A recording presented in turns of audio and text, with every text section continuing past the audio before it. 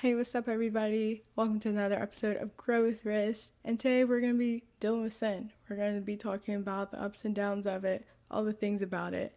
So, I really want to challenge you to change your view of sin, or not change your view of it, but change your lens that you view it from.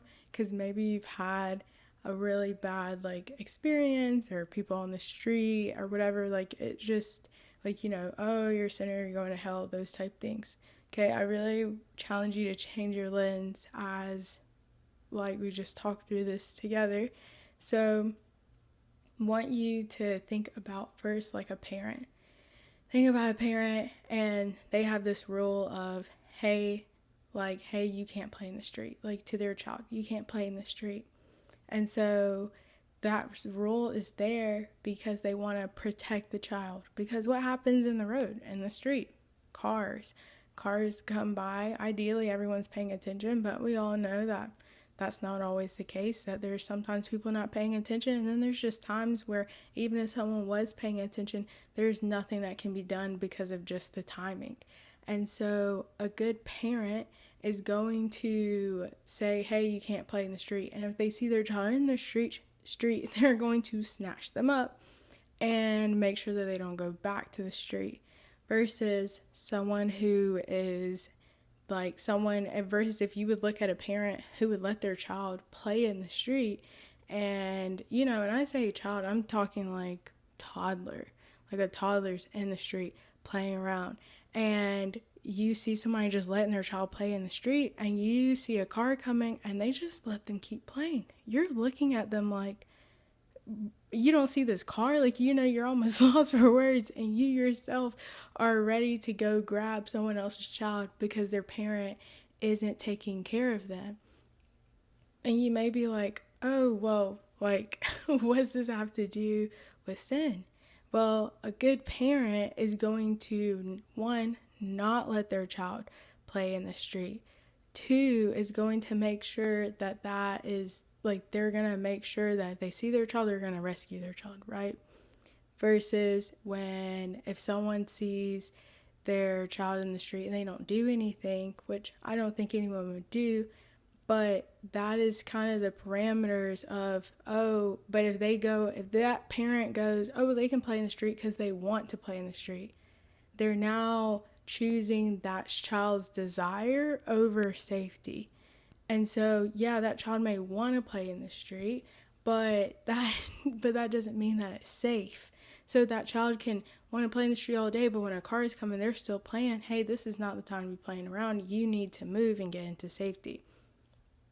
And so many times, that's the view of sin of oh, well, God doesn't want us to have a good time, or God doesn't want us to do this, or that because this is mean rule guy and he just has all this stuff, when that's not true. Because if you look at the lens of a good parent wants their child to play, but the parent does not prioritize the child's desires over their safety. Versus the parent who just let their child play in the street was prioritizing the desires of the child over the safety of the child. And so when you look at the two parents, who seems more loving is the one who is going to run into the street, grab their kid, and also have the rules of, hey, we don't play in the street. And so that is the same thing with the rules. That is the lens I ask you to look at God through the lens of a good parent. And you may be like, okay, but it's not that he doesn't want you to have fun. It's not that he doesn't want you to enjoy life. It's just that there's rules and there are parameters that keep you safe. And so what sin essentially is whenever you go against those rules. That's when you start having problems. That's when sin comes in. And so if you look at it from that lens, you can't really get mad. It's harder to be upset with God or to even really be mad at him, because true love has parameters. It has boundaries. You have boundaries with your friends, and you respect those boundaries with your friends because you love them. You have boundaries with your parents, and they have boundaries to protect that relationship, or not protect the relationship, but to keep you safe. And then when you respect people's boundaries, you get to have a good relationship with them. Like, if you think about it, like your best friend, you know their nose, you know the things like you cannot do, but because you respect those things, you guys can now move forward and you have a good relationship. And that's the same thing God desires. God desires to have that relationship with you and with everyone. But sin is the barrier that causes that divide, and that like tension, and just like there can't really be a closeness because there's so much tension that's caused by that barrier. So if you look at keeping the parent and child, think about like the movie, like if you think about a movie and then there's a rebellious teen. Well, when that teen is rebellious, that teenager is rebellious, in that you see that the parents and the child no longer, their relationship really starts to be affected in a negative way, and it gets to this place of there almost isn't a relationship, and it's very much so just like an exchange of living and resources. Like the kid comes home whenever they want to, and there's food at the house, and that's pretty much almost like a live-in hotel, but there's not an actual relationship with the parents anymore because there's such a divide because of the teenager's rebellion and breaking of the rules, not just one time. And that's the big thing. Like, it's not just like this one time thing. It is like a lifestyle. Like, they're repeatedly breaking these rules and breaking the rules. And that causes tension in the relationship. And that is why sin is such a big deal and why it's talked about so much. It's not also that, yes, it causes eternal separation and death. Yes, that's huge, and it does lead to hell. But what's even also equally, I feel like, even bigger is that you no longer have relationship with God. You have no relationship with him. You have no relationship with Jesus because there is such a divide, and that you cannot come near to God the way that he desires to be with you. And so that relationship cannot be, you can't have that not reconciliation, but you can't have that intimacy that you would have in a relationship. And that's what sin does. It causes that tension, like a rebellious child, and to where it's like you still love them, like the parent still loves that teenager, but they can't there because so much is broken and there's so much tension. It's hard to have, you can't have a relationship. And that's what sin does with us, with God. It causes a separation. And so within that, it used to not always be that way, which sounds crazy. And this isn't like fantasy talk. Like, this is real life, and this world and this earth, no multiverse like Marvel, but this earth, there was the time period where everything truly was perfect, where there was no sin, so there was peace. It was very peaceful.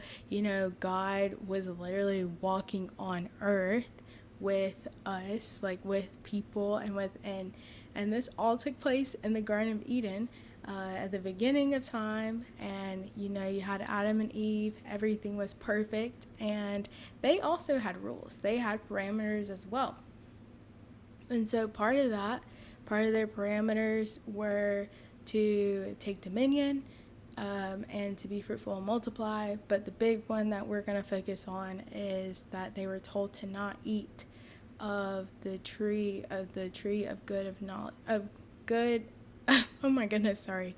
They were told not to eat of the tree of good, the tree of knowledge of good and evil. My goodness, the tree of knowledge of good and evil. So they were told not to eat of that tree. So they couldn't eat the fruit. That's what that is. So that was their main, no rule. The other two were to do. But that was their, hey, this is a no. there's no point where you reach that. So they live their life, they're doing all the things, and then one day, so the snake comes up, which is Satan, which he is a real enemy to everyone, not just them, to you and me every day. His goal is to steal, kill, and destroy. That's his whole purpose. Every single human. You may be like, oh, my life is fine, da da da. Like, say that's what Satan. If Satan has his way, if he could have his way with everyone, that would be his goal: is to steal, kill, and destroy. And so this is the first time he attacks. This is the first time he does it. So Adam and Eve are walking. I don't know what they're doing. I guess they're just eating. Because mind you, the Garden of Eden, go read Genesis chapters 1-3 and you'll get the idea. But the Garden of Eden is full of fruit, trees of various kinds. Like, there's literally no need for them to even be over here, to be honest. Like, there's so much to eat from. So they go. I'm summarizing this. I'm not reading. I'm summarizing it very briefly.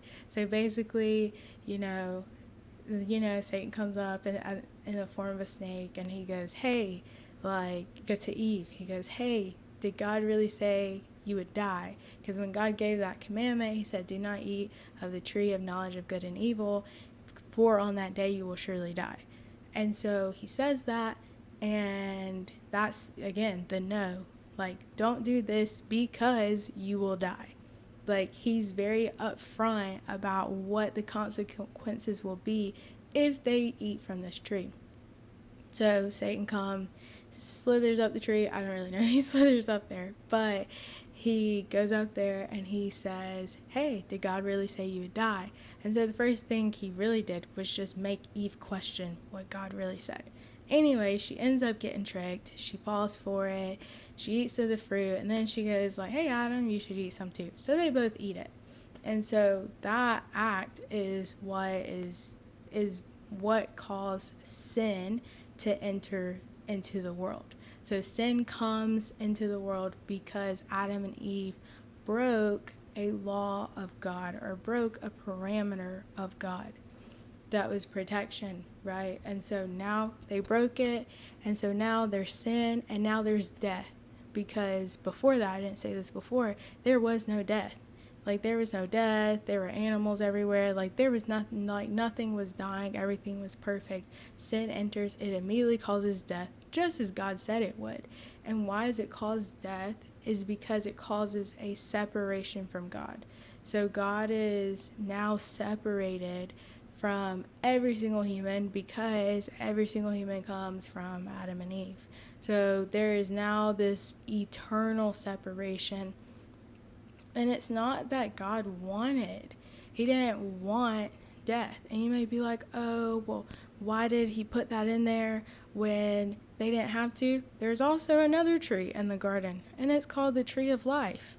And if they would have ate that, there would have never been eternal separation from God, because they would have been able to live forever in a perfect state.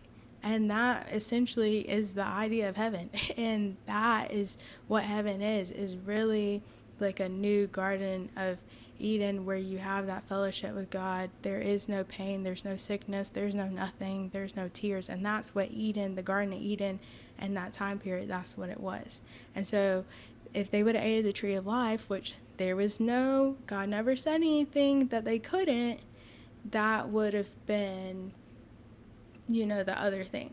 So just, I know sometimes I thought too, like, hey, like, why did you even put that in the tree? But there was also another option. But also with love, there's always a choice. There's always a choice. Like, love always allows choices and free will. So if it's forced, it's not love. So that's why I think there was an option for them to do, because it's like, if you want somebody to love you, you want them to love you because they choose to love you, not because you're forcing their hand. Because if there wasn't that tree, it would almost be like, well, you have to live this perfect life that I made for you, almost like, if it was Sims or something like that. So anyways, so whenever they ate of that, that's when sin entered into the world. And so now everyone is born into sin because of what Adam and Eve did, because they broke that law, they broke the rules. And so now it caused that separation from God. And not just, again, for us, but it caused separation, or not just for them, but it caused separation for us and every other human. And so, and you may be like, okay, but why does separation from God immediately mean hell? Well, God is life, and he is life, and life and death do not coexist together. Like, you can't have death and life at the same time. It's a black or white issue, and so it's almost just like light and darkness. Like, you can't have light and darkness at the same time. You just can't do it. Like, if you turn on the lights in your room, darkness is immediately gone. If you turn off your lights, especially at nighttime, there's darkness. And so it's just like they cannot coexist together. It's not that God wants to send everybody to hell, but if he's life, apart from him, there's only death. And so that's why it's so like, if you don't if you don't have a relationship with Jesus Christ, if you don't believe in him, if you don't have salvation through him, you like not the alternative, but the consequence is death. And it's right there when he said that you will surely die, and it's for everyone, because the wages of sin is death, which really is the price. Wages is price. The price of sin is death. And that's Romans. So if you look at it that way, that's what the deal is with sin. The deal the deal with sin is that God, being such a good father, is setting these rules so that we can live a good and fulfilled life that helps us to have relationship with him now, not just for eternity, but we can have good communion, intimate relationship with him now on earth. Though he's not here by his spirit, we can still have relationship with him now, today. And then, further that, you also can go to heaven instead of having separation from him on earth and then having eternal separation from him later through eternal death. And that's why the gospel is such good news, because it brings that divide and it closes it. Because through Jesus, we have been reconciled back to God. And so whenever someone says or anyone says yes to Jesus, you become reconciled to Jesus and you get justified to God again. And so I say justified to Jesus, justified to God. And so being justified really is just saying, it puts you in this place of, like, in quotation marks, just as if you have never sinned. But it's not quotation marks as if, like, that's like literally the standing it puts you. It puts you in right standing, and it puts you before God just as if you've never sinned. Because now you put on the righteousness of Jesus instead of your own. Because our own, we have nothing we can bring. There's nothing we can do to undo this sin. Like, we can't work our way out of it. We can't talk our way out. You can't buy your way out. Like, there's nothing you can do. The only price is Jesus. Like, that is the only way to get to God here on earth and for eternity in heaven. So that's the deal about sin, because sin, when it is fully born, results in death. Like, full maturity, it results in death every single time. And so that's what the big deal of sin is. It's not that people don't want you to have fun. It's not that people are trying to be lame or be a bummer.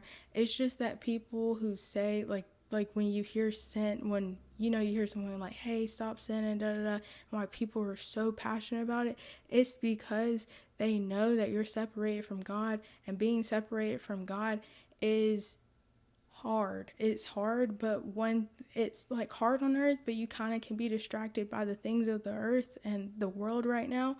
But like, when you die, hell, there is no distraction. It is just absolute darkness, because God is also light. So there's nothing but darkness, and it's nothing but death. And when people are saying that to you, or if you feel that conviction from the Lord, or if you have been wrestling, that is why people are trying to get you out of it, because it causes separation, and separation from God eventually, if not dealt with, will lead to eternal death. But again, good news. Jesus is our hope. He was sent by God because he saw that we needed a way to be reconciled, and he saw that there was no other way. And so he sent his one and only Son, that whoever shall believe in him should not perish but have eternal life, and that they would not be condemned, and that whoever would believe on him would be saved. And that is the whole point of Jesus coming. And what are you saved from? You're saved from not just like, you're saved from that eternal death. So that's the deal about sin. Something really quick, because I know it's talked about a lot, but I pray that makes sense and that really registers with you. And that's really just sin overall. And so I just wanted to hit on that real quick for this episode. And so there will be more. But for now, that's all. So anyways, I love you guys, and I'll see you next time. Okay, bye.